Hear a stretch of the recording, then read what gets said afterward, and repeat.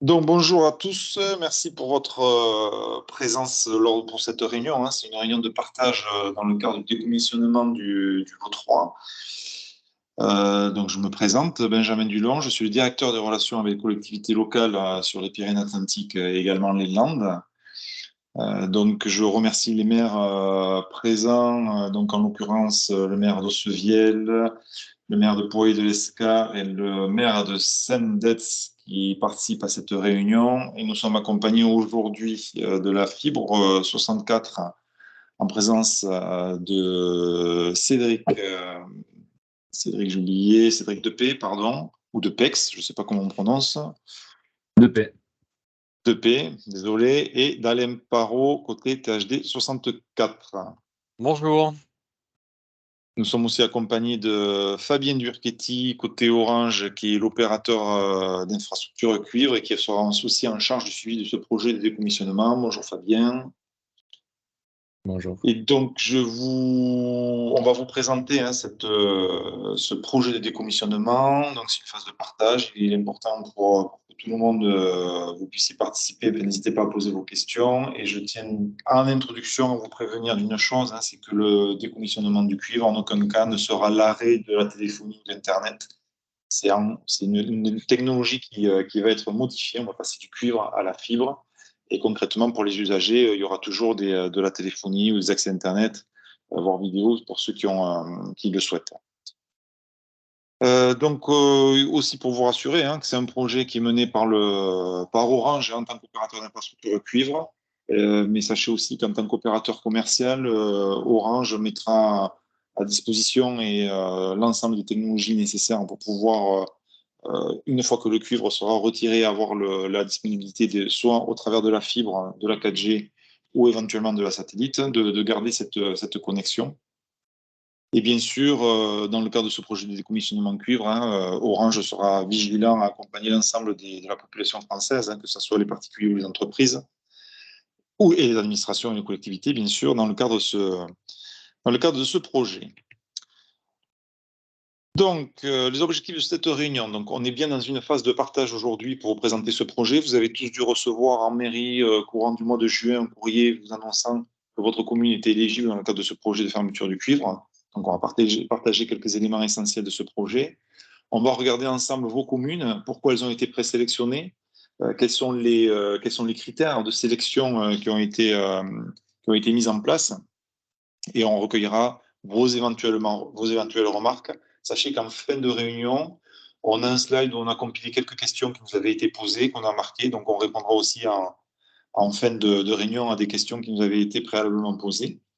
On fera un peu le point sur ce qu'on attend en tant qu'élu et vous en tant que représentant de collectivité locale. Hein, qu'est-ce qui va changer pour vous et aussi quel sera votre rôle dans ce projet qui est un projet collectif. Et bien sûr, on abordera le planning et les étapes de cette phase 3 de décommissionnement du cuivre, de l'arrêt du cuivre. Donc l'objectif, j'en ai parlé, partager la liste des communes préidentifiées pour le lot 3. Vous nous signalez éventuellement les interrogations ou réserves sur les communes proposées, sachant que participent aussi les opérateurs d'infrastructure FTTH. Hein, on réunit l'ensemble de l'écosystème qui va gérer le déploiement de la fibre pour nous assurer que les communes éligibles, il n'y ait pas de contrainte à les embarquer, au contraire, ça serait peut-être une opportunité pour elles que d'intégrer le lot 3. Donc la phase de partage a démarré le 7 juin et c'est jusqu'à mi-septembre. Donc niveau local, partage avec les communes et leur écosystème, on vient d'en parler. Donc sachez que tout le monde est informé de ce projet-là. Et à l'issue de cette phase de partage, c'est-à-dire à partir du 15 septembre, l'échéance prévisionnelle, ça sera le TK 2023, on confirmera la liste définitive des communes qui seront retenues et pour lesquelles on lancera ce chantier de décommissionnement du cuivre. Fabien, je ne sais pas comment tu souhaites, si tu souhaites te présenter ou si je continue la présentation, puisqu'on est tous les deux. Si tu es à l'aise, tu peux continuer. J'ai vu qu'il y avait d'autres personnes qui étaient rentrées dans la réunion. Je me suis permis d'accepter. Alors, tu fais bien de me le dire. Philippe Faure et Corinne O. Oui, Très bonjour bien. monsieur, excusez pour le retard, hein. Donc, un Il n'y a petit pas de problème de souci. connexion. Pas de problème. L'important, c'est que vous soyez présents. Et merci pour ça. Ok. Donc le projet cuivre, la fin du cuivre, un mouvement engagé. Vous n'êtes pas sans savoir que le cuivre, ça fait 50 ans, une cinquantaine d'années qu'il a été déployé. C'est un réseau qui a répondu à un besoin à une époque, mais qu'aujourd'hui, les usages évoluant, vous vous rendez bien compte, et notamment vos sollicitations nous en font part, mais aussi les usagers en tant que personnes aussi. On est limité par nos usages pour les débits. Et donc aujourd'hui, il y a quand même une volonté de déployer, enfin, il y a eu un projet de déploiement de la fibre, pardon, et donc nos usages nous amènent à avoir un nouveau réseau fibre qui est déployé par des opérateurs d'infrastructure qu'on appelle OI FTTH. Et on voit que le nombre de lignes actives aujourd'hui sur le cuivre aussi est en baisse, notamment entre 2021 et 2022, il y a 18% de baisse sur le réseau cuivre.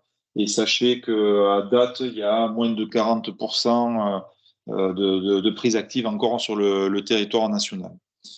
Donc le plan de France très haut débit qui avait été lancé pour amener la fibre pour tous en fin 2025 a permis le raccordement aujourd'hui de 34,4 millions de locaux. Le raccordement, ça veut dire qu'il y a 34,4 millions de locaux qui sont éligibles aux offres FTTH à date, enfin même plus au jour d'aujourd'hui, puisque ces chiffres sont peut-être un peu plus anciens. Donc il y a eu quand même un gros projet de modernisation du numérique qui a été lancé en France, hein, et qui amène aussi le périmètre ou le territoire français où la France va être un des leaders en Europe, hein. On est le pays qui a le plus fibré en Europe aujourd'hui, les autres pays étant partis peut-être un peu plus tard. Et donc on a aussi cet avantage-là au niveau de l'Europe. Pourquoi un réseau fibre aussi, hein, et pourquoi on va décommissionner aussi surtout le cuivre. Donc la fibre, on en a parlé. Le cuivre, on le décommissionne. Il n'y a pas d'intérêt à garder deux réseaux et à maintenir deux réseaux au-delà de 2030 pour des raisons opérationnelles, financières et aussi environnementales. Donc cette démarche a été déjà aussi opérée dans d'autres pays. Sachez que quand on dit on ne fait pas cohabiter deux réseaux, ça n'a pas de sens. C'est vrai aussi pour les réseaux mobiles, hein. Vous avez dû entendre parler qu'il va y avoir aussi un décommissionnement de la 2G et la 3G à terme. Bon, donc du coup, il y a une démarche de modernisation globale dans le cadre du déploiement de cette fibre qui amène à se repositionner et à décommissionner les anciens réseaux, et notamment le réseau cuivre, comme ça a pu être fait si je peux faire un parallèle, hein, quand on était sur du hertzien, qu'au niveau télé, pardon, sur la partie télé, on est passé sur du numérique. On a eu un projet de décommissionnement de la partie hertzienne pour passer sur de la TNT et sur du tout numérique. Donc c'est un peu l'équivalent.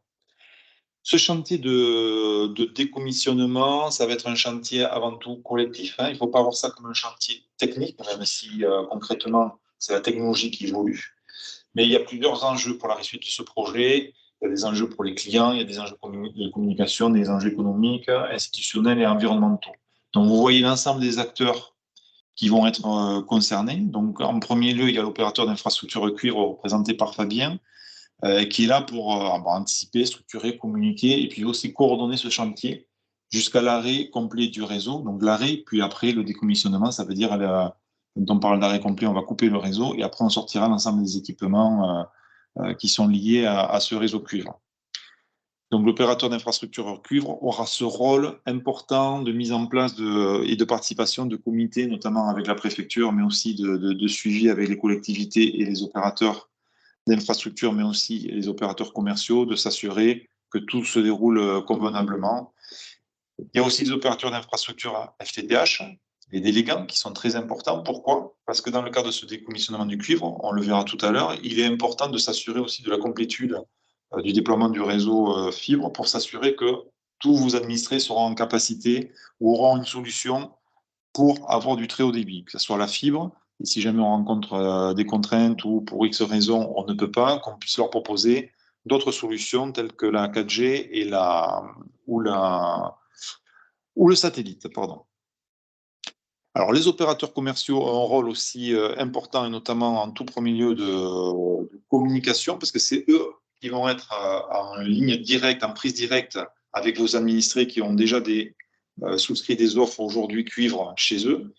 Donc, c'est eux qui vont leur proposer dans un premier lieu de basculer sur la fibre. Ça veut dire que la communication, il y aura plusieurs niveaux de communication, mais une des premières communications qui sera faite, c'est bien par l'opérateur commercial qui va se rapprocher de son parc client pour lui indiquer qu'il y a un projet de décommissionnement cuivre, qu'il va y avoir une fermeture commerciale dans un premier temps et technique dans un second. On reverra ça juste après. Et dans ce cadre-là, ils vont lui proposer de migrer vers la fibre. Donc, c'est eux qui accompagneront les clients pour basculer du cuivre vers la fibre ou d'autres solutions dans les délais de ce projet de décommissionnement qui concerne le lot 3. Bon, les clients finaux, bien sûr, sont impactés, sont aussi des acteurs puisque c'est eux qui vont migrer et vont prendre ces offres vers de la fibre ou autre. L'ARCEP, c'est créer les conditions réglementaires adéquates, s'assurer du respect de la réglementation pour les opérateurs. Vous n'êtes pas sans savoir que nous sommes contraints par l'ARCEP de s'assurer, notamment quand on parle de déploiement de la fibre, de s'assurer d'un certain niveau de complétude. Donc, on va dire que c'est le gendarme qui s'assurera que toutes les conditions sont bien requises sur chacun des périmètres pour que le projet de décommissionnement du cuivre soit une réussite et qu'on ait effectivement une solution à proposer à l'ensemble des administrés et des clients. Bon, les pouvoirs publics, bien sûr, au niveau national, jouent également un rôle. Et le dernier point, les associations d'élus, la Fédération française des télécoms vont aussi communiquer, accompagner la démarche et autres, mais le dernier point, et les acteurs que vous représentez aujourd'hui sont bien les élus locaux, puisque vous êtes en lien avec les opérateurs aujourd'hui. Vous assurez aussi un accompagnement de proximité avec vos administrés. Donc, vous serez aussi une charnière importante dans le dispositif en termes de communication et d'information, nous, qu'on pourra vous apporter dans le cadre de ce projet de décommissionnement. Si vous avez des questions, vous en posez, n'hésitez pas à nous interrompre lors de la présentation. Alors, pour rappel, cette présentation est enregistrée. Vous aurez ces slides, vous aurez l'enregistrement, vous aurez aussi un certain nombre de documentations qu'on balayera à la fin de cette présentation. Alors, la fermeture du cuivre, c'est un défi industriel. Donc, il y a 4 phases que nous vous présentons là. Il y a la partie notification sur laquelle nous, aujourd'hui, nous sommes en phase de notification qu'il va y avoir l'arrêt de cette offre de cuivre, l'arrêt de la commercialisation des offres de cuivre, puis après l'arrêt technique.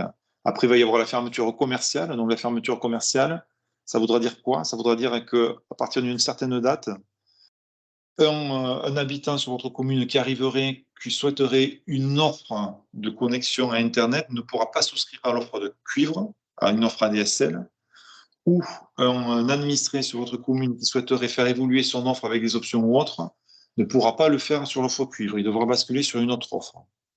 Après, il y aura la fermeture technique. La fermeture technique, ça consiste en quoi? À la date donnée, il n'y aura plus de service cuivre. On coupera, on éteindra. Il n'y aura plus du tout les personnes qui sont restées sur le cuivre, du jour au lendemain, n'auront plus de connexion cuivre, d'où l'importance de ce projet-là et la coordination qu'on mettra en œuvre tous ensemble pour s'assurer qu'on n'ait pas oublié, que tout le monde ait pu être embarqué et ait eu l'information de ces dates, ces informations et de l'arrêt du cuivre. Et après, il y aura la dépose du réseau. La dépose du réseau, ça sera dans vos communes, ce qui sera le plus visible, ça sera les câbles que vous avez les câbles aériens que vous avez entre 2 poteaux qui seront sortis.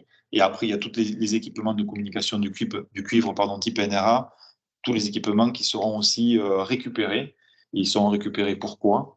On vous l'expliquera tout à l'heure. Ils sont récupérés aussi pour assurer la maintenance des équipements de cuivre, des personnes qui seront, des communes qui seront sur les lots suivants pour lesquels il y aura des dates seront un peu plus lointaines et qui nécessitent aussi du maintien du réseau cuivre.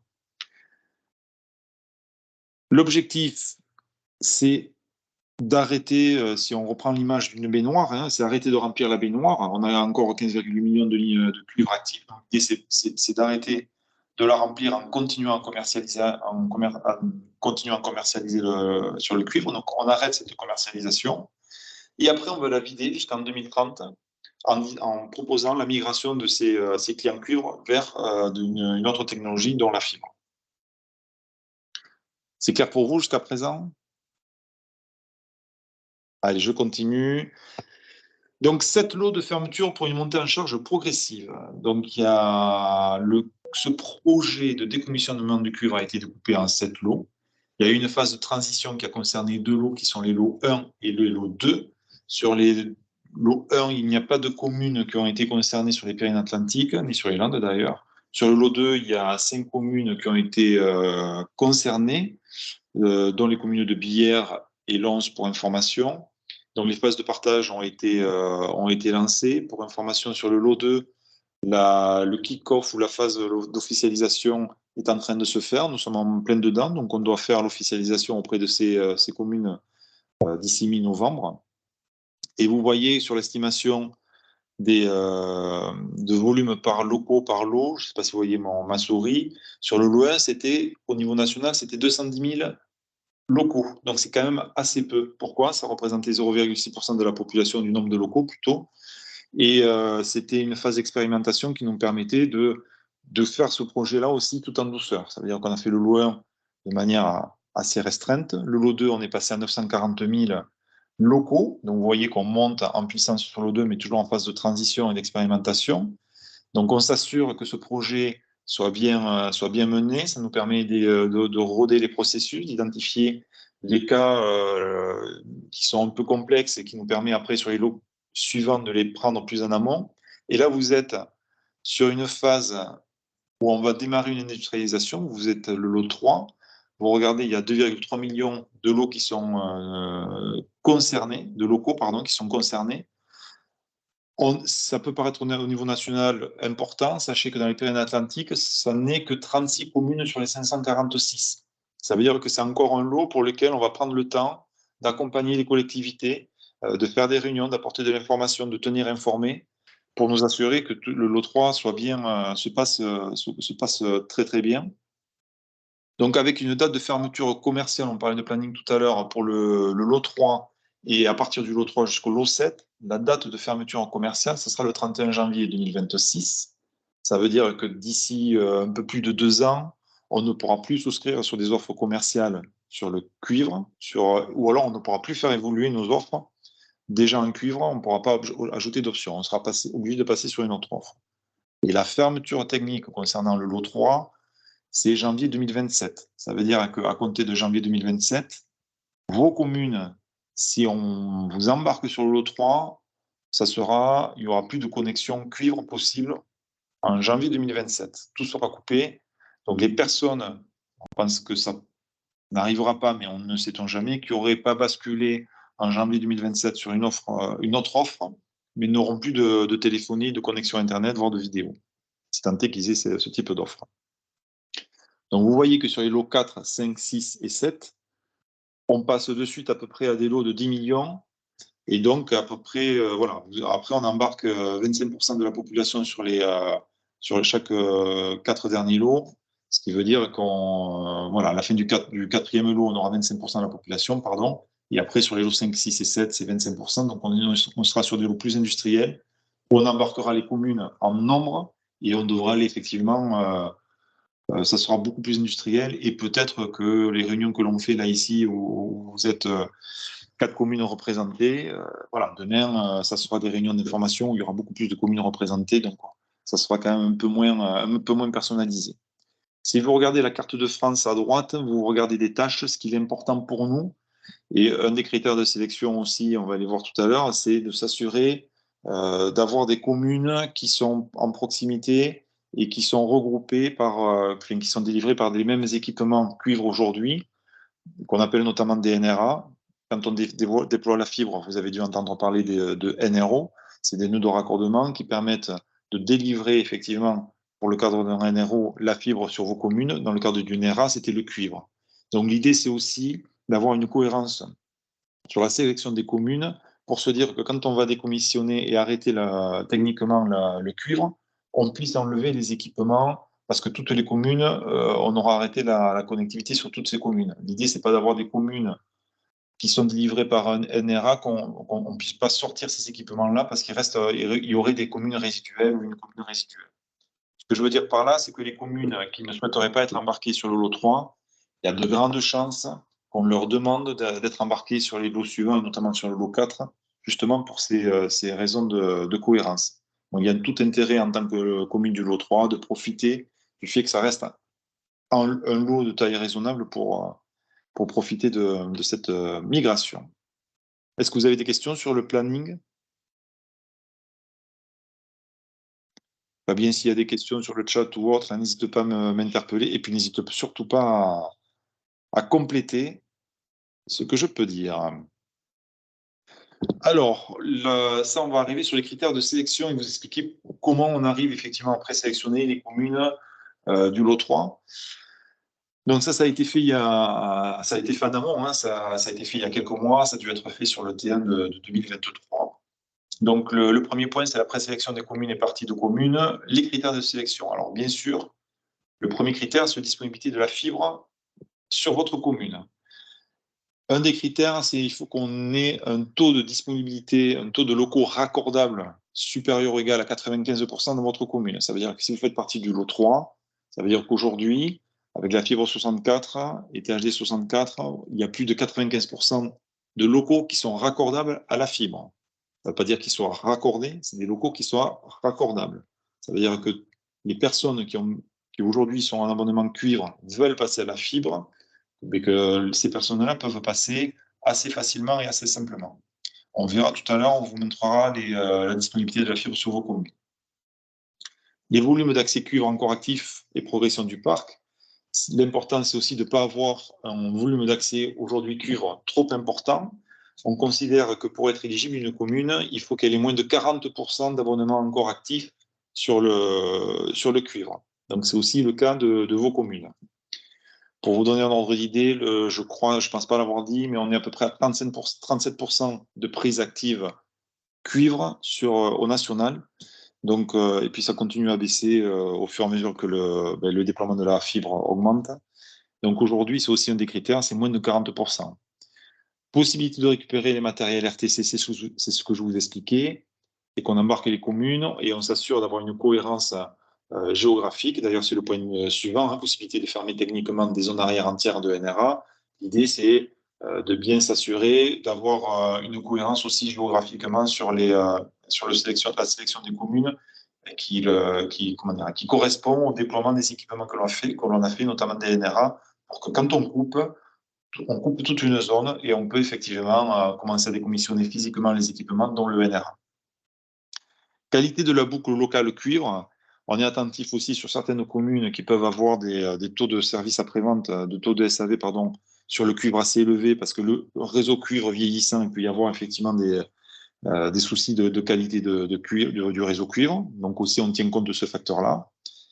Présence d'au moins 3 opérateurs commerciaux d'envergure nationale, c'est-à-dire que sur vos communes éligibles sur le lot 3, ça veut dire que la fibre est déployée et qu'aujourd'hui, la commercialisation est proposée par au moins 3 principaux opérateurs commerciaux, que sont donc SFR, Bouygues, Free et bien sûr Orange. Représentativité de l'opérateur d'infrastructure fibre et représentativité géographique en vision nationale. Qu'est-ce que ça veut dire ? Aujourd'hui, l'opérateur d'infrastructure sur vos communes, c'est THD 64, mais l'objectif, c'est que de manière globale ou nationale, si on prend un autre opérateur d'infrastructure qui déploie au périmètre national 20%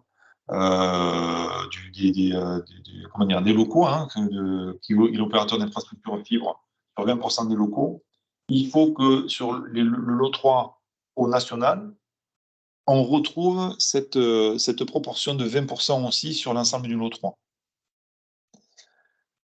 Et donc voilà, donc il faut qu'il y ait cette représentativité-là sur la sélection des communes et la qualité d'exploitation de la boucle locale optique, bien sûr, il faut qu'on s'assure. Vous n'êtes pas sans savoir qu'il peut y avoir quelques soucis, notamment sur les régions parisiennes, de qualité de la boucle locale optique. Il faut qu'on s'assure que aujourd'hui que le réseau fibre soit fiable, soit bien déployé et réponde effectivement bien aux attentes en termes de qualité. La mise en œuvre, partage avec le régulateur, donc l'ARCEP, avec les opérateurs commerciaux, les opérateurs d'infrastructure, leurs délégants et les collectivités locales concernées. Donc c'est ce qu'on est en train de faire et c'est ce qu'on va continuer à faire. Ça veut dire qu'une fois que ça a été sélectionné, on continuera à échanger sur l'avancement de ce projet-là. Et après, officialisation de la liste définitive des communes. Donc c'est fin T4, on devrait, je pense courant novembre, on devrait officialiser la liste des communes. Et cette officialisation se fera de fait à partir du moment où vous n'avez pas remonté, vous nous avez pas remonté une crainte particulière ou un souhait de ne pas participer au lot 3. Par défaut, vous serez embarqué, mais il se peut qu'effectivement, soit les collectivités, soit un opérateur commercial, parce que défaut de présence sur le territoire, soit un opérateur d'infrastructure ou autre, ou vous-même, mais je l'ai dit, vous nous remontiez une contrainte, à ce moment-là, on vous sortira du lot 3. Les dates clés, j'en ai parlé tout à l'heure quand on regardait effectivement le planning. Hein. Donc là, l'enjeu pour le 31 janvier 2026 pour la fermeture commerciale, l'enjeu, c'est la couverture fibre de la commune.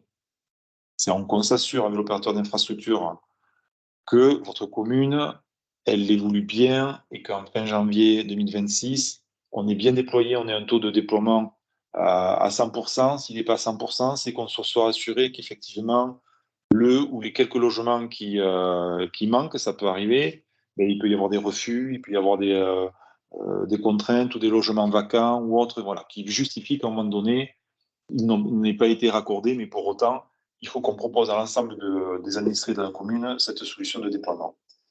Janvier 2027, l'enjeu, c'est bien sûr, c'est d'avoir migré l'ensemble des clients sur le réseau cuivre vers une autre technologie disponible.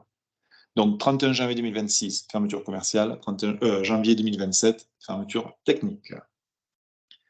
Alors, si on fait un point sur vos communes, donc là, vous avez sur les 36 communes, sur la communauté d'agglomération de Pau-Béarn-Pyrénées, vous avez l'ensemble des communes, les 8 communes qui font partie du lot 3, pardon. Donc, Arécy, Ossevielle, Beillery en Béarn, Bougarbé, Danguin, Poy-de-l'Escar, Saint-Detz et Syros. Et si on fait un peu le focus sur la communauté des communes de Pau-Béarn et de manière un peu plus globale sur les 36 communes, donc on a 4 opérateurs qui sont présents en commercialisation sur toutes les communes. On a les opérateurs d'infrastructure, la fibre paloise et THD 64. Le nombre de logements pour ces 36 communes, c'est presque 19 000 logements. Le taux de couverture fibre globale est 97,8%. Au total, il restait à faire 408 logements hors immobilier neuf à la date de si je ne me trompe pas, Fabien, ça doit être à fin juin, ces chiffres-là. Tout à Donc fait. ça peut être évolué. Hein, donc n'hésitez pas aux opérateurs d'infrastructure présents, aux délégants et délégataires de nous le signaler, mais ça ne peut être que mieux. Et le taux d'occupation réseau cuivre est bien inférieur à 40%. Et donc, il n'y a aucune commune avec un taux supérieur à 40%, sinon elle ne serait pas éligible. Donc, vous avez le détail par commune. Donc, si on prend Poy-de-l'Escar, par exemple, vous avez un nombre de logements aujourd'hui dans ce qu'on appelle la base IPE, qui est identifié de 924 logements qui doivent être raccordables. Et à la date de fin juin, nous avions 892 logements qui étaient raccordables, qui étaient remontés par THD 64 en tant que raccordables. Ça veut dire que vous avez un taux de complétude de 96,5%, donc au-dessus de 95%. Donc il vous reste environ, si je fais un calcul rapide, de 32 logements qui restent à raccorder. Et ça, c'est l'ensemble de... Voilà, vous, maire de commune, vous avez les chiffres de vos communes. Je ne sais pas si vous avez des commentaires par rapport à ça ou si, Alain, tu as des... Est-ce que tu es raccord, toi, avec ces chiffres-là? Est-ce que c'est des chiffres qui te paraissent cohérents? Est-ce qu'ils ont augmenté depuis? Alors, ces chiffres sont cohérents. Je rajouterai un point, mais on travaille déjà avec les maires à ce sujet, hein, c'est la mise à jour de la BAN, qui sera un préalable, hein, à la réussite, au-delà de la complétude apportée par le réseau FTTH sur l'ensemble des logements. Eh bien, cette mise à jour de la BAN sera aussi un prérequis à la réussite de ce projet. Voilà, j'ai pas plus de commentaires. Ok. Merci, Alain. S'il n'y a pas d'autres commentaires au niveau des communes, est-ce que ce slide-là, ces chiffres-là, ça vous interpelle? Est-ce que ça vous rassure? On voit quand même qu'il y a des communes où vous êtes proche des 100%. Hein. Et vous avez, ça reste des communes aussi, mis à part l'Escar, avec un nombre de logements, d'habitants qui sont quand même assez maîtrisés. Hein, puis c'est aussi une volonté dans le cadre de Solo 3. Alors pour information, l'Escar, on a déjà fait la réunion d'information. C'est pour ça qu'ils ne sont pas présents sur ce point-là. Donc s'il n'y a pas de... Oui, il y a une question de moi. Une question. Pardon. Oui, bonjour, Pierre Solaire, le maire de Poy-de-l'Escar. Oui, juste une chose, mais je ne veux pas m'étendre parce que ce n'est pas le but de la réunion. Mais les enjeux et la disparition du cuivre en 2027 va vous obliger, vous les opérateurs, à être encore plus réactifs sur nos demandes et sur notre problématique de déploiement de la fibre sur certains secteurs de nos communes. Moi, j'ai aujourd'hui des difficultés sur certains secteurs, des blocages dans certains dossiers, et ce qui veut dire que les échéances vont vous obliger à régler assez rapidement tous ces problèmes. Sinon, nous, notre communication, elle va devenir assez compliquée. Alors, c'est entendu. Ça veut dire, je suppose que quand vous parlez de blocage, c'est certain. Ah ben, quand vous avez un lotissement neuf qui se réalise, que toutes les demandes ont été faites et que ça fait maintenant 18 mois qu'on attend le déploiement de la fibre et qu'on a des blocages permanents, que les gens aujourd'hui habitent dans le lotissement, qui sont obligés d'être encadrés, alors que tout a été prévu, tous les dossiers ont été déposés en temps et en heure, et qu'aujourd'hui ça n'arrive pas. Si vous voulez, ça va être difficile à un moment donné, nous, quand on va devoir aller dire aux gens, dépêchez-vous de vous mettre à la fibre parce que Oui. vous n'aurez plus le cuivre. Bah oui, mais nous, on aimerait être à la fibre. Alors, Alors, c'est l'opportunité. complètement, pardon Benjamin, mais là je vais intervenir parce que indirectement la remarque m'est adressée, puisque l'opérateur d'infrastructure TSG 64 est en charge de viabiliser, et non pas de raccorder, mais de viabiliser les lotissements neufs pour les rendre raccordables, pour ensuite que les opérateurs commerciaux fibre puissent déployer leur offre. Effectivement, hein, c'est un sujet à l'échelle du territoire. Il y a plus de 1000 demandes aujourd'hui. Donc, on voit l'appétence autour de ce sujet des maisons neuves.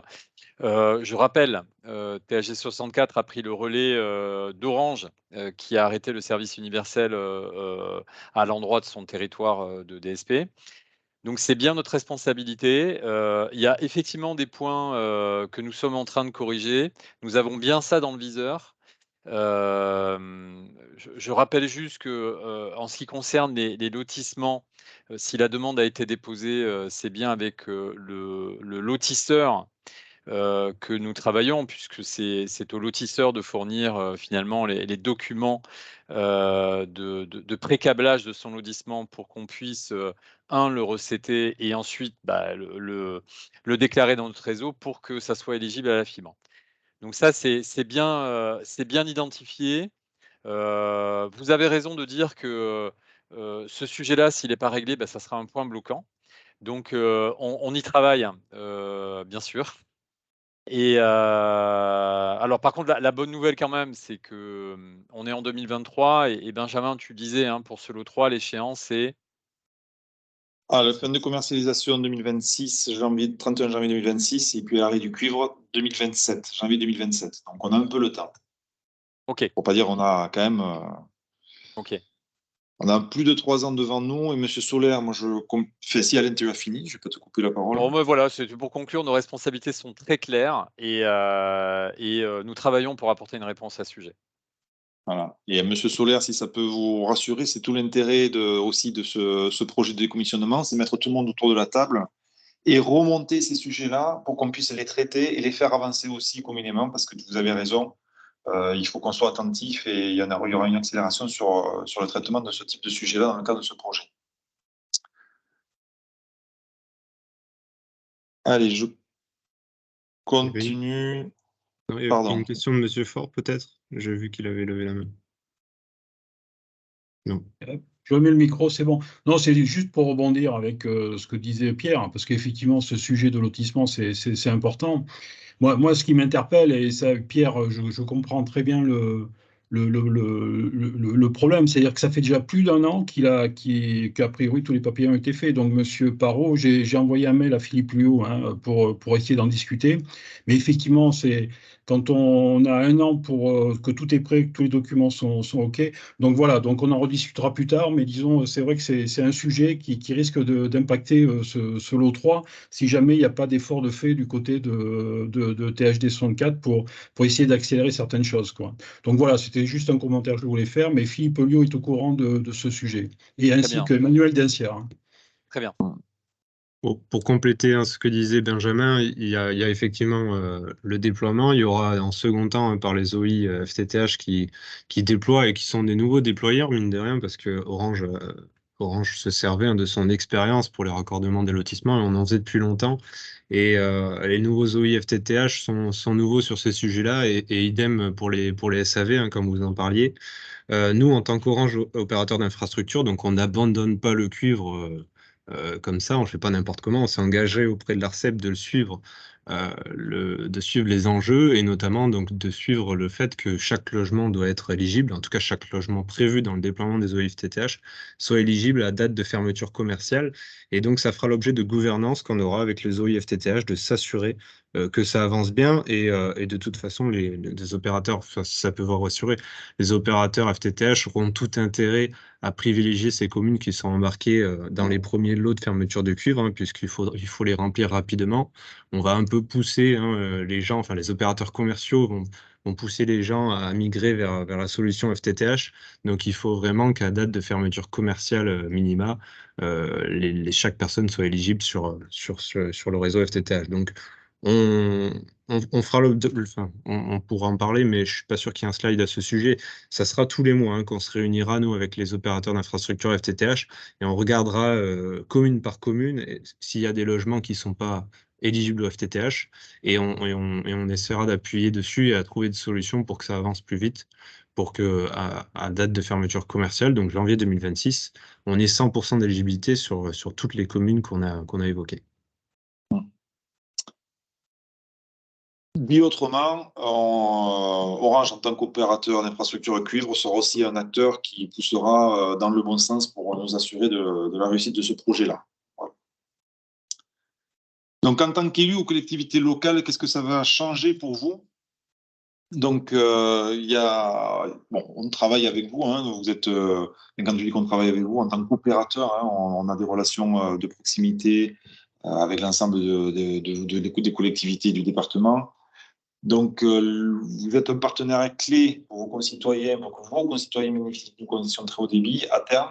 Alors, ce qui est important, c'est vous n'êtes pas, vous, acteur justement en termes de déploiement ou autre, d'information auprès des, directement auprès des administrés. C'est bien l'opérateur commercial qui fera ses premières démarches. Pour autant, votre soutien est primordial sur deux aspects. Le premier, c'est votre rôle de facilitateur.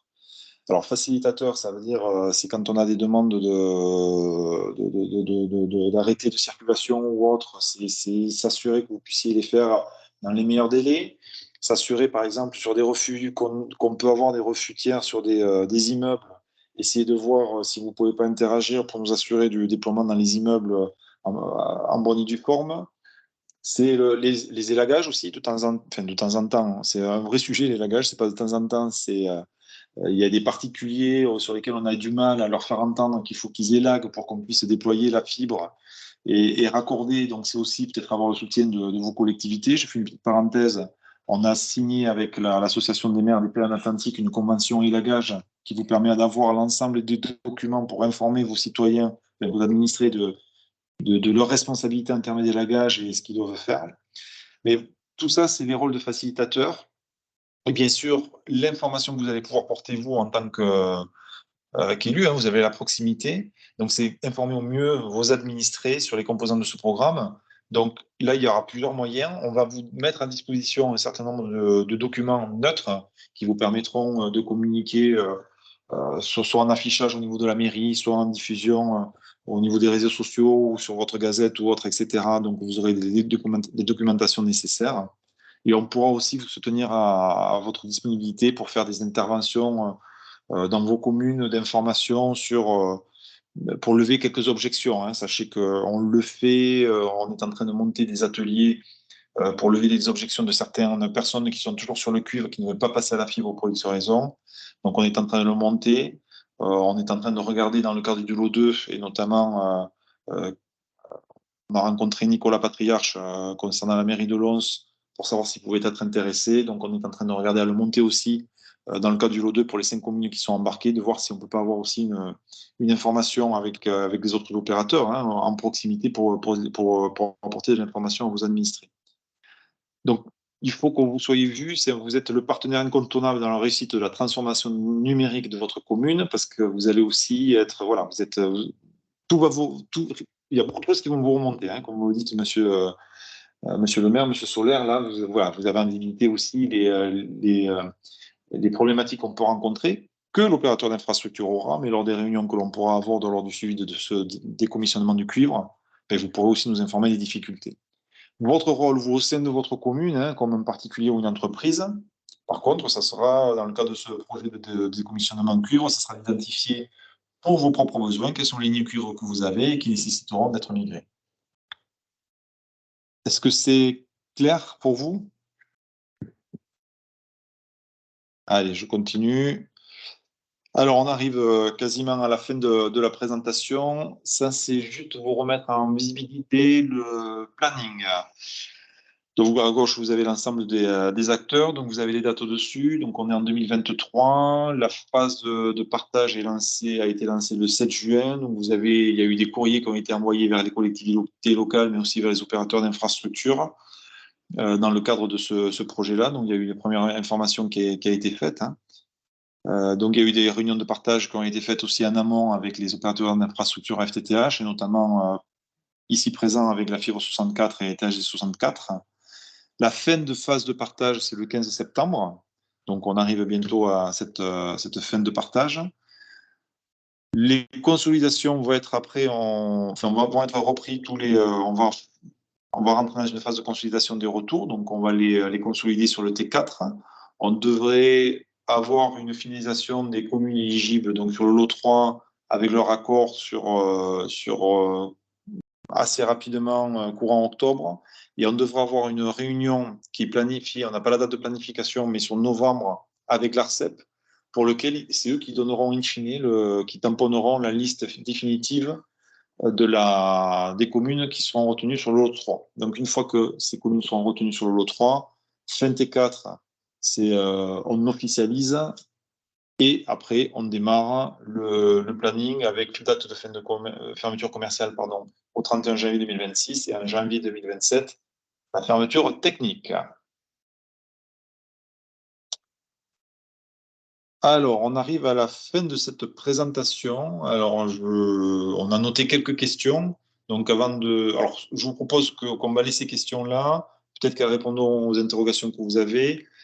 Vous pouvez peut-être aussi compléter en fonction des réponses qu'on apportera sur ces questions-là. Et bien sûr, s'il y a des questions sur lesquelles, ou si vous avez des interrogations, vous n'hésitez pas à interagir. Vous ouvrez vos micros. Je n'ai pas accès là sur le chat. Fabien, n'hésite pas à me dire s'il y a des questions sur le chat. Et donc, on va lister ces questions qui nous ont été posées préalablement par d'autres communes. Alors, la question 1, pour les administrés qui n'ont pas ce jour de connexion Internet et qui n'en veulent pas, par mes connaissances de l'informatique, comment auront-ils accès au téléphone? Alors, les administrés qui n'ont pas ce jour de connexion Internet, ça peut supposer qu'ils ont une connexion téléphonique et qui veulent garder seulement une connexion téléphonique et qui qui sont inquiets du fait de est-ce que la fibre va me couper le téléphone, ou tout du moins, est-ce que si j'ai la fibre, je serai obligé d'avoir une connexion Internet? Alors, déjà, non, il n'y aura pas de coupure téléphonique, c'est-à-dire que c'est juste le transport du réseau qui change, on passe du cuivre à de la fibre, mais sachez que le téléphone restera actif. Donc, bien sûr, si vous avez du téléphone sur du cuivre aujourd'hui, vous l'aurez sur de la fibre demain. Donc, il n'y aura pas de changement. Le seul changement, ça sera technologique. Demain, vous avez le téléphone sur la fibre, vous aurez un boîtier. Il y aura un technicien fibre qui viendra vous installer chez vous un point de terminaison optique. Ce point de terminaison-là, derrière, il y aura un petit boîtier, comme vous avez pour ceux qui sont sur la fibre, mais sûrement des boîtiers qu'on vous met, des box pour vous connecter sur la fibre, et derrière, vous connecterez votre téléphone. Alors, une information qui nous est demandée, et c'est par mes connaissances de l'informatique, c'est un peu ce qu'il y a derrière cette question-là. La question et les interrogations que vous pouvez avoir, les inquiétudes, c'est pour les personnes âgées qui sont un peu loin de ces technologies-là, qui ne vont pas vouloir migrer parce que, sans maîtrise ou autre, risquent de ne pas vouloir et ne souhaitent avoir que le téléphone. Alors, sachez que, comme je viens de le dire, le téléphone, elles continueront à l'avoir. Si elles ne veulent avoir que le téléphone, il y a l'ARCEP qui a demandé. L'ARCEP a demandé à Orange uniquement à date, et Orange est le seul opérateur à avoir cette offre-là. Donc, si je prends ma casquette opérateur commercial, Aujourd'hui, Orange a une offre où il n'y a que de la téléphonie. Il y a une offre juste de téléphonie. Donc, ça peut rassurer ce type de population-là, si jamais ils ne veulent pas Internet, qu'ils auront la téléphonie. Pour autant, les autres opérateurs commerciaux ont des offres qu'on appelle triple play, hein, qui permettent d'avoir aussi Internet et la TV et la TV, mais qui ont des offres, bien sûr, avec la téléphonie. Ça veut dire que ça n'empêchera pas, si aujourd'hui, un abonné sur du cuivre qui est sur un opérateur A, on lui propose l'opérateur A de migrer sur la fibre, il peut changer d'opérateur, il peut aller vers un opérateur fibre B, mais pour autant, quels que soient les opérateurs, forcément, il aura le téléphone. Maintenant, en tant qu'opérateur commercial Orange, on a une offre de téléphonie qui sera sur un coût équivalent aujourd'hui à la téléphonie cuivre. Et si voilà, ils ont des contraintes fortes, ils ne veulent pas passer sur Internet, on peut imaginer qu'à un certain âge, il soit rédhibitoire à ces technologies-là où il y ait des craintes, on ne sait pas. Il y aura quand même une offre qui leur sera proposée. Il n'est pas exclu que les autres opérateurs commerciaux, à terme, aient aussi une solution de téléphonie unique, mais à date, ce n'est pas encore proposé.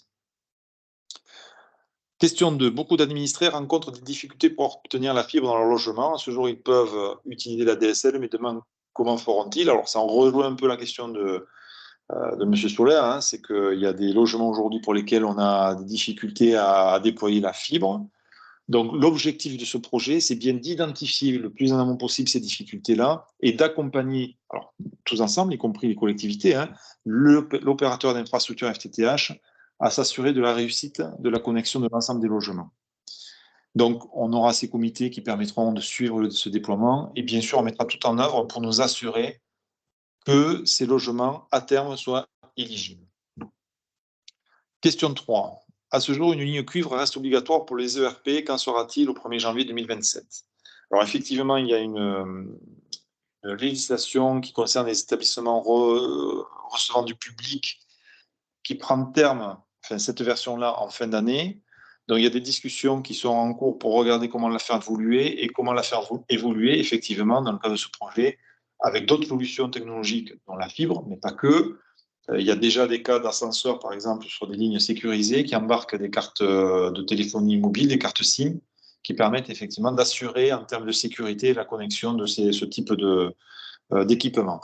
Donc, pour tout ce qui est établissement recevant du public, il faudra, vous, en tant qu'élu, que vous soyez en capacité effectivement de les référencer et vous assurer aussi qu'on pourra les migrer vers une autre solution que le cuivre qui ne perdurera pas. Une question de M. Locatelli. On vous écoute, M. Locatelli. Oui, merci, je vais être bref. Concernant les foyers, les personnes qui ne veulent pas ou qui ne peuvent pas aller vers la fibre, est-ce qu'il est possible de les connaître dans les communes? Est-ce qu'on pourrait servir de relais et ou pour les convaincre et ou pour les inciter à se former? Alors, qui ne veulent pas ou qui ne peuvent pas. Alors, qu'ils ne peuvent pas, normalement, on l'aura identifié. Hein. Il y aura sûrement des contraintes techniques ou autres qui font que, donc ça, on saura les identifier, pardon. Alors, qu'ils ne veulent pas, si je prends un opérateur commercial pour avoir cette visibilité-là, il y aura sûrement des réunions. Je ne sais pas. Alors, il y a des réunions qui sont faites entre l'OI d'infrastructure FTTH et les opérateurs commerciaux. Je parle sous couvert de la fibre 64. Donc, peut-être que lors de ces réunions-là, il pourrait y avoir l'identification de ce type de population et qui pourront faire lieu, effectivement, d'un plan d'action un peu spécifique porté entre autres avec la commune. Mais après, je ne vois pas d'autres moyens ou d'autres solutions. Je ne sais pas si côté Fibre 64 ou peut-être TAG 64, vous pouvez compléter ou corroborer mes propos. Je vais plutôt laisser la Fibre 64 se prononcer à ce sujet. En effet, les personnes qui ne veulent pas, je pense qu'il faudra les accompagner individuellement, mais après, ce sera, je pense, un travail de tous, d'expliquer un petit peu la démarche et et dans tous les cas, de réussir à les convaincre à se porter sur ce type de technologie. De toute façon, ils n'auront pas le choix puisqu'au bout d'un moment, le cuivre n'existera plus.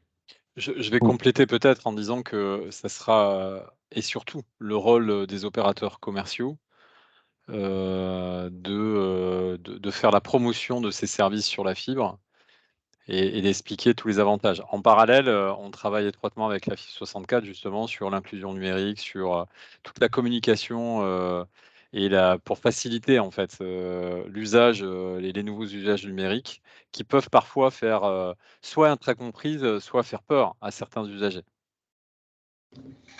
Oui, mais justement, est-ce il n'est pas nécessaire pour les communes, pour les mairies, de connaître les personnes qui sont dans ce cas-là? Parce que la plupart du temps, bon, je pense à certaines personnes âgées de la commune, elles ne veulent pas parce qu'elles ne connaissent pas et éventuellement parce qu'elles n'ont pas les moyens.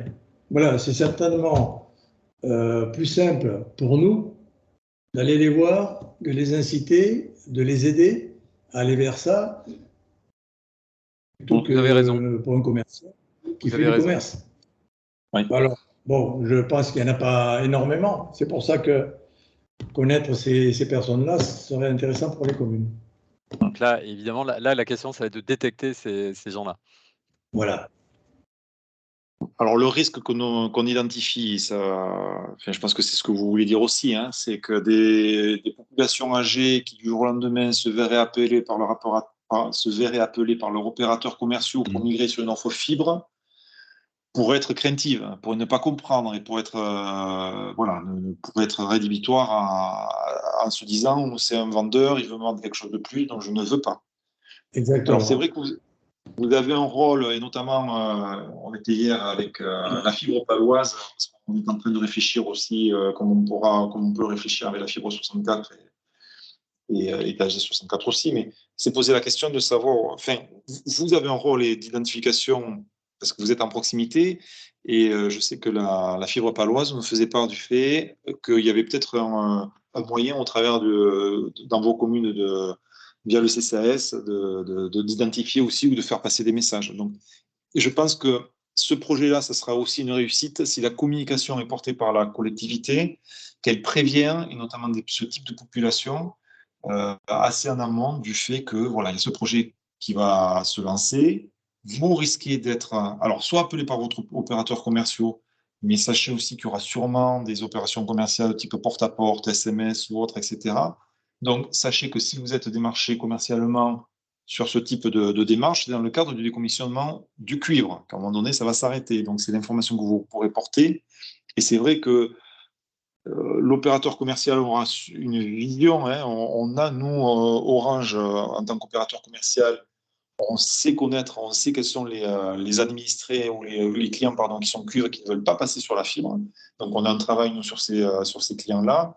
Mais c'est vrai que les partager avec la collectivité, c'est peut-être pas si simple que ça. Mais il est évident que vous, en termes de communication amont, vous avez ce rôle à jouer sur ce type de population-là.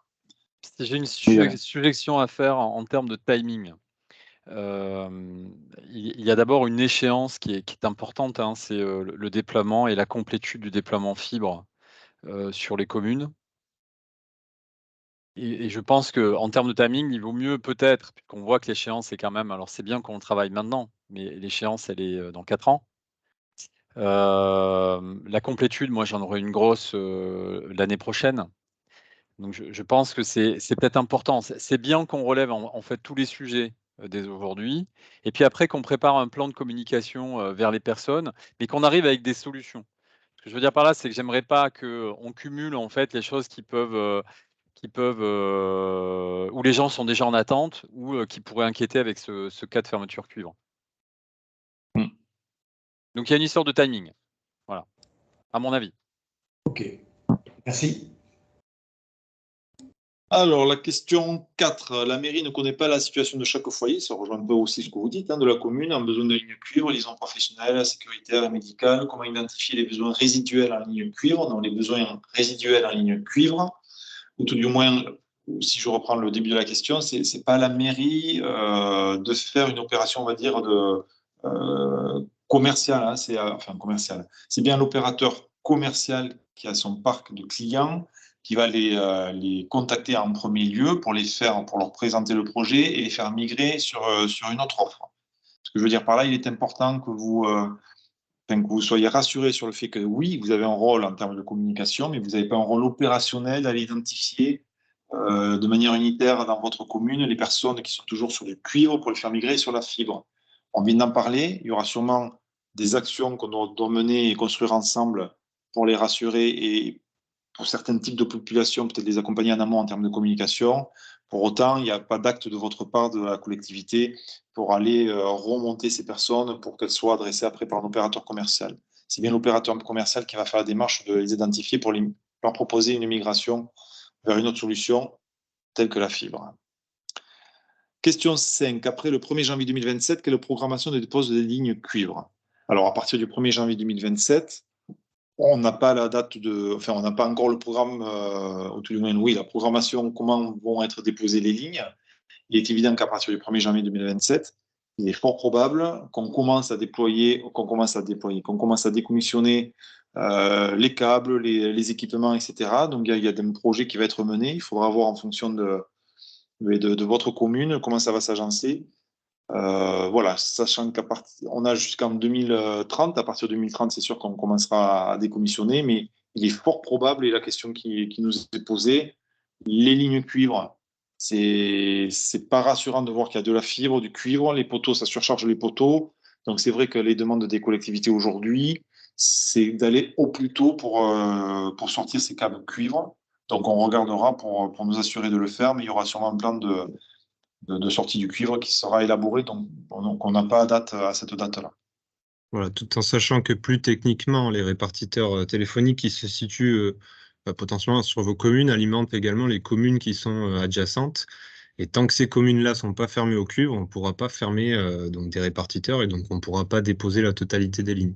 Donc ça ne sera pas évidemment rentable pour nous de venir pour déposer une partie des câbles. Hein. On veut vraiment venir, vu la quantité de câbles qu'il y aura déposés et d'équipements, parce qu'on a des équipements qui sont très vieillissants, on a des équipements amiantés, des armoires de répartition qui sont sur votre trottoir, pardon, qui sont amiantés. Donc voilà, on a tout un process qui est en train d'être construit et on fera par répartiteur probablement.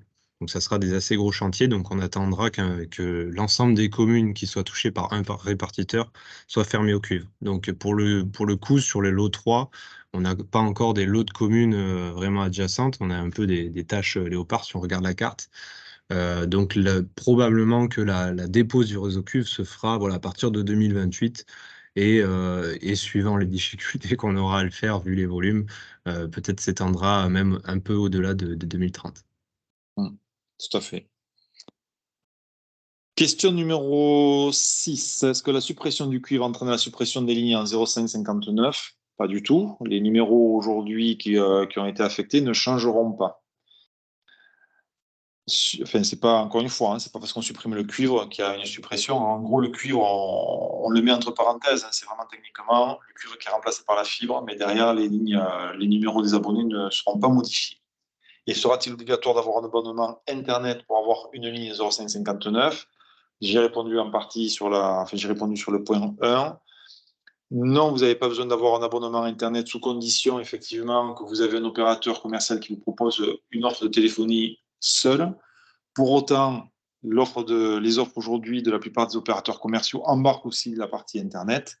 Donc, ça n'empêchera pas, effectivement, d'avoir la téléphonie. Bon, pour autant, si vous n'utilisez pas Internet, vous l'aurez. Je pense qu'ils ont des offres à des coûts.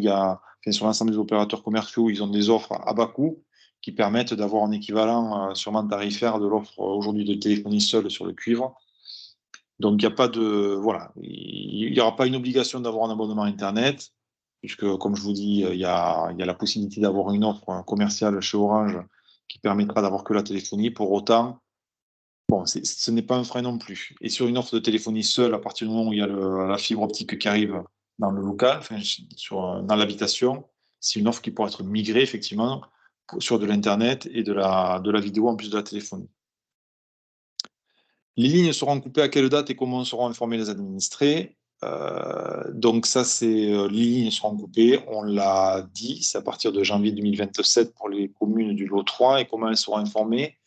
Je vous garantis qu'une fois qu'on aura validé ensemble ce lot 3 et, et la liste des communes, les opérateurs commerciaux en seront aussi informés, donc ils feront aussi le travail d'information des administrés pour leur expliquer cet arrêt programmé des lignes cuivre et pour les accompagner sur une migration vers une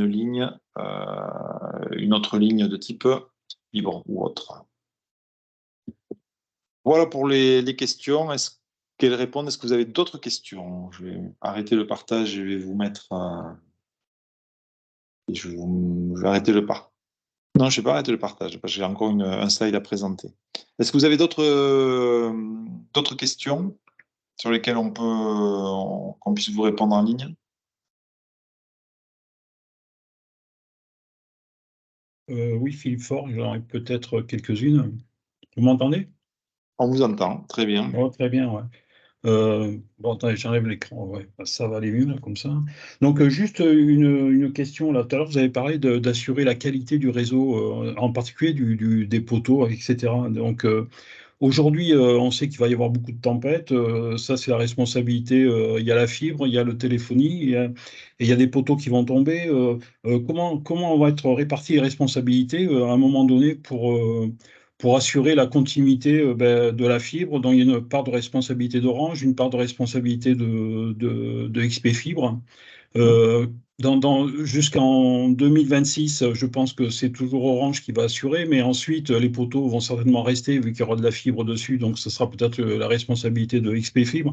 Mais disons, nous, on est très inquiets quand même sur le fait qu'effectivement, on rentre dans des situations climatiques qui sont de plus en plus violentes et vu qu'on a une grosse partie du réseau qui est en aérien, bon voilà, donc on peut se poser des questions sur la qualité du réseau, comment vous allez le maintenir à partir à partir du moment où vous allez commencer à changer un peu le réseau, quoi.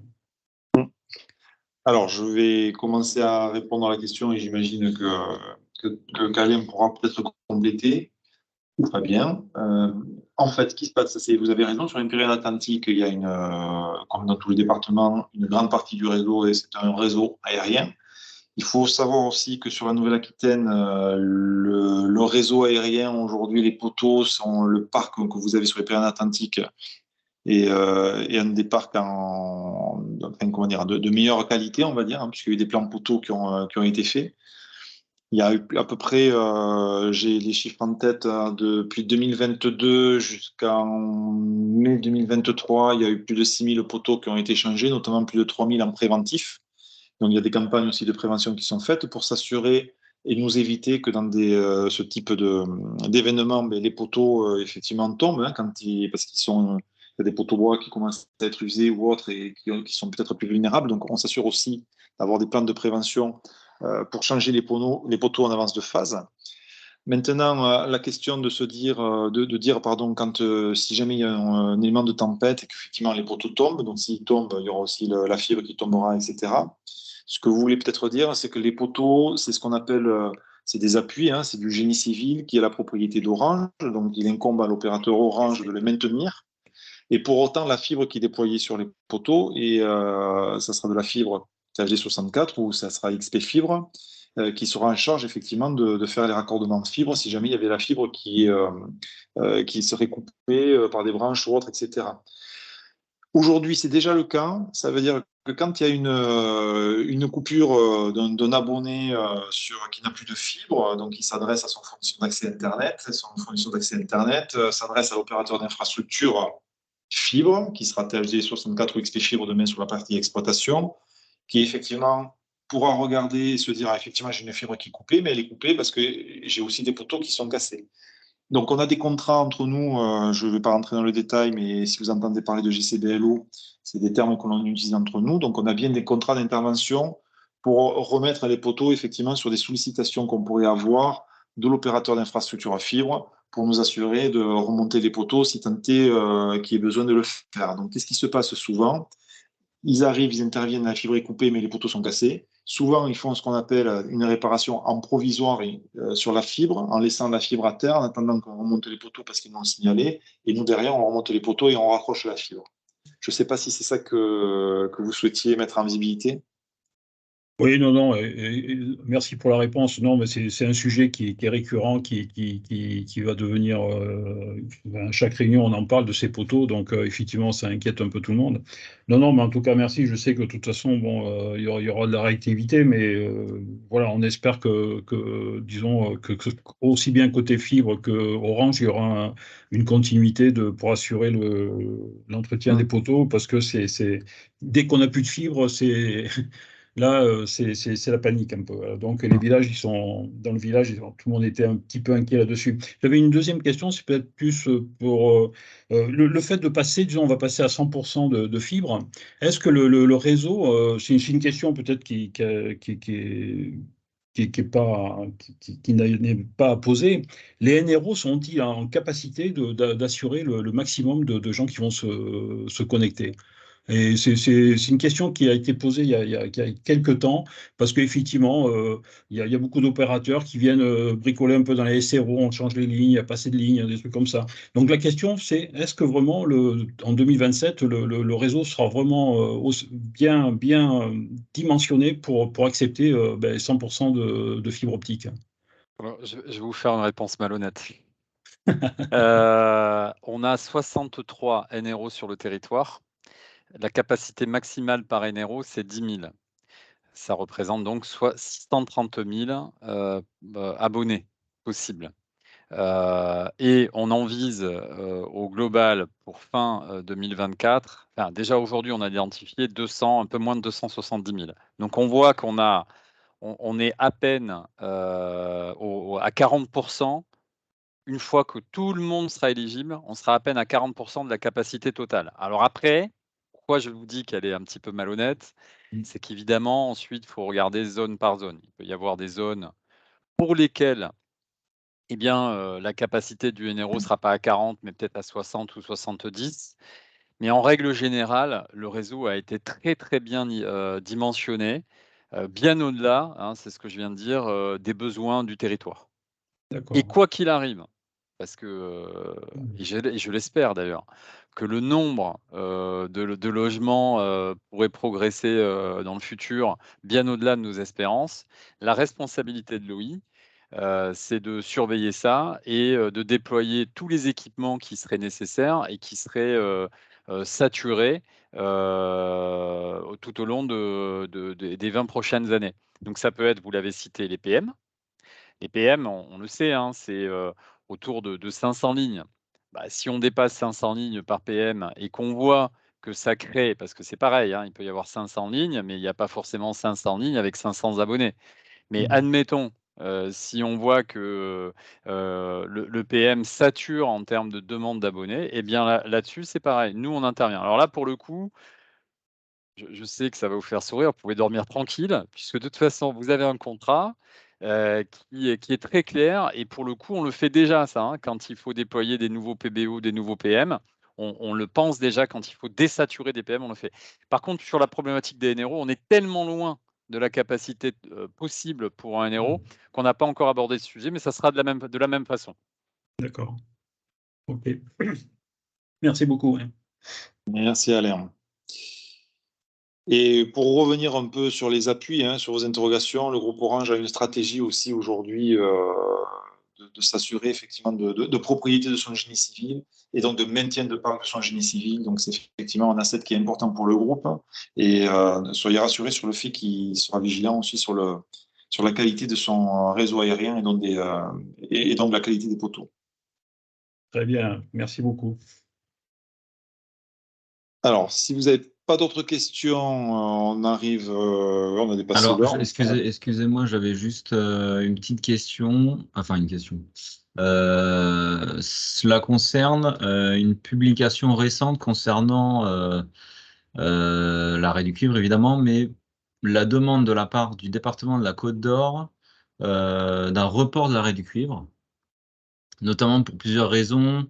Des raisons pour lesquelles on a déjà pu échanger là lors de cette visio concernant l'éligibilité de toutes les prises au moment de l'arrêt du cuivre, mais aussi donc les différentes offres de téléphonie simple dont vous avez pu répondre Bon, a priori, Orange uniquement aujourd'hui propose ce genre d'offre.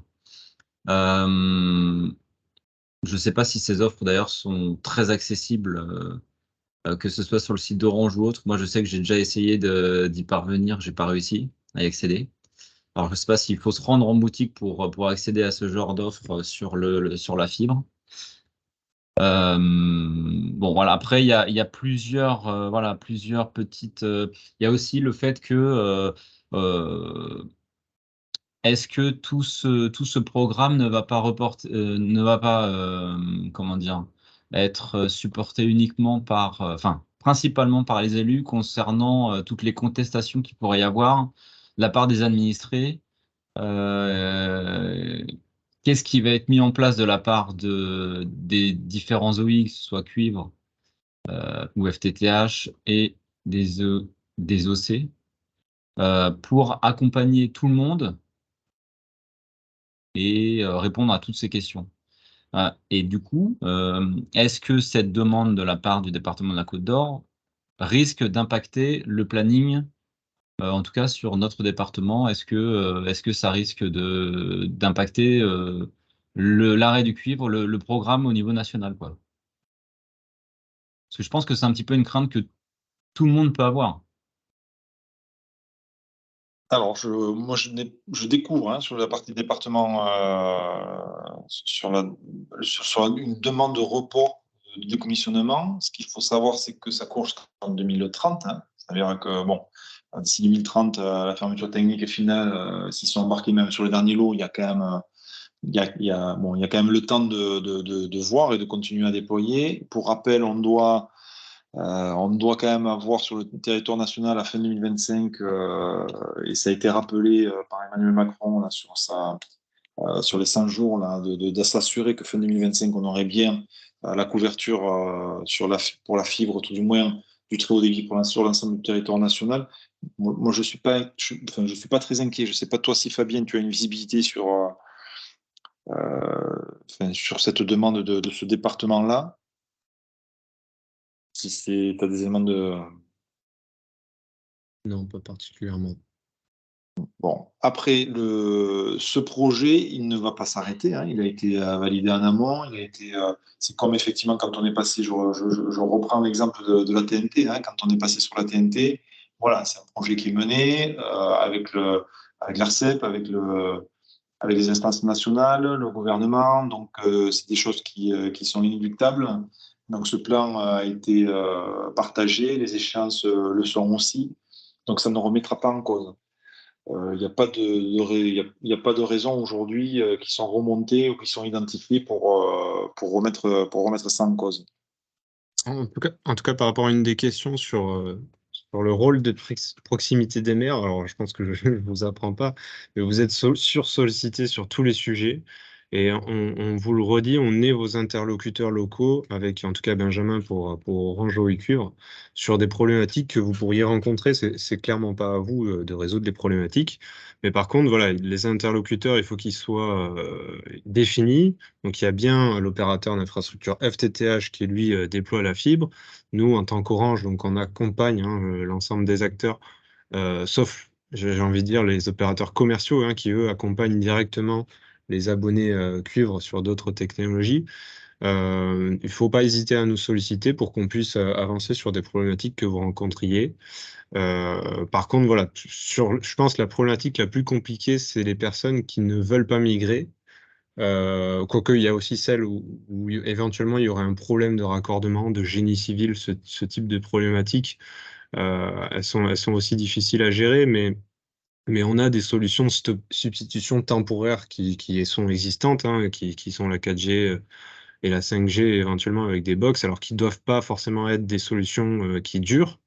Mais voilà, après en local, on saura, nous, avec Benjamin, trouver des solutions pour avancer, pour qu'on puisse hein, aussi hein, vous remercier de participer à ces premiers lots de communes, hein, puisque les volumes sont plutôt faibles et on peut se permettre encore de ce qu'on dit, on appelle ça coucouner, les habitants des premières communes qui sont sur ce projet de fermeture.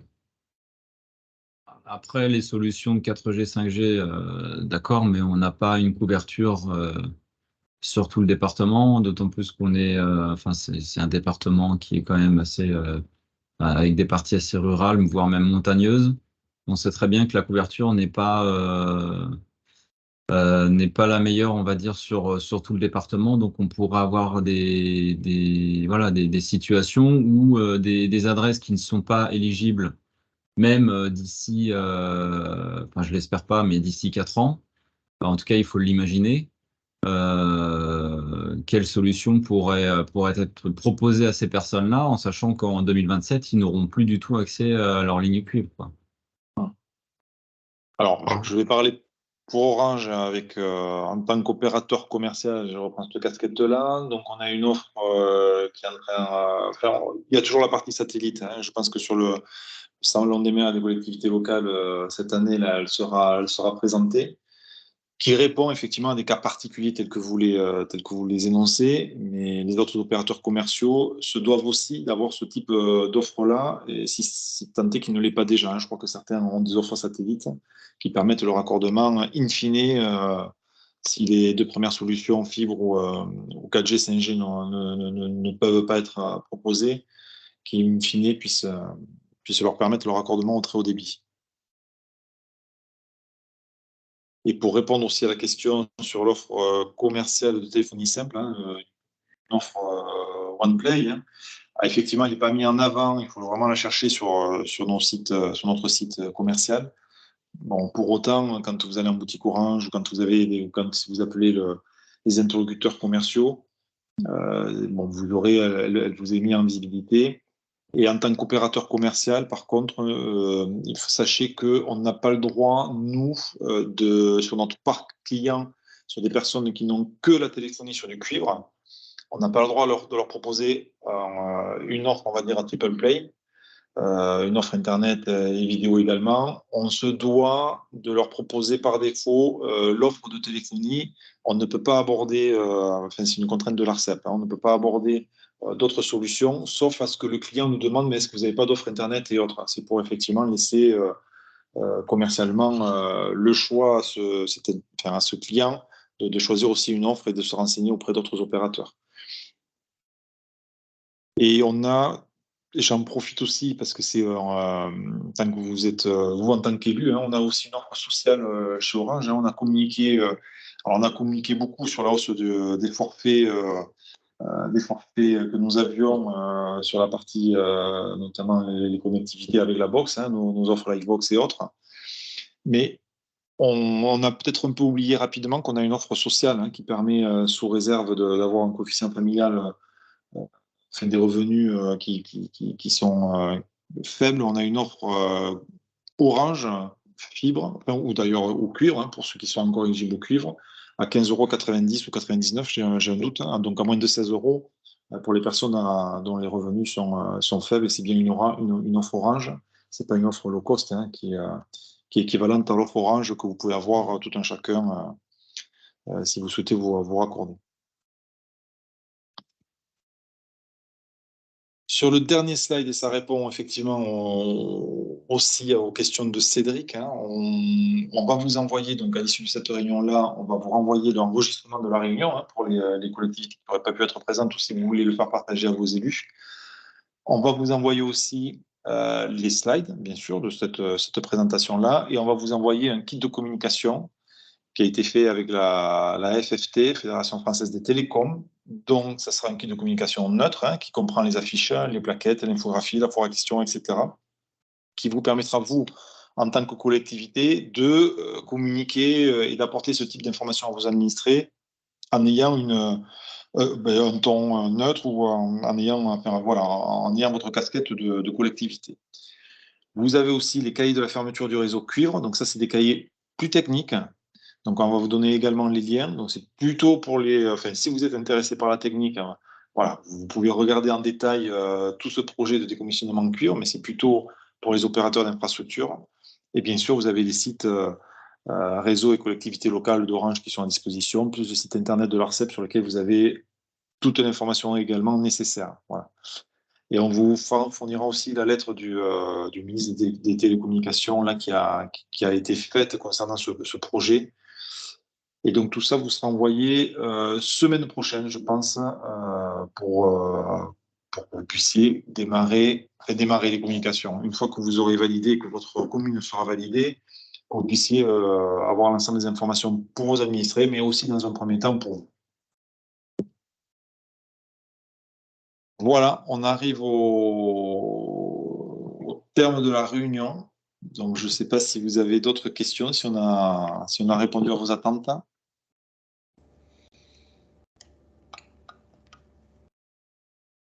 Bon, écoutez, si vous n'avez pas d'autres questions, je vous remercie pour votre présence. Nous restons toujours disponibles, hein. N'hésitez pas, avec Fabien, sur la partie décommissionnement du cuivre, à revenir vers nous. Nous restons joignables si vous avez besoin de communiquer auprès de vos élus, de vos administrés. Voilà, on sera toujours disponible pour lever les objections que vous pourrez avoir ou répondre à vos questions. Donc, merci beaucoup pour votre présence. Merci aussi à la FIB 64, à THD 64 d'avoir été présent. Et je vous propose qu'on en reste là. Et je vous souhaite une bonne journée. Merci à vous. Bonne journée à tous. Au revoir. Bonne Merci, journée. au revoir. Oui, au revoir. Au revoir.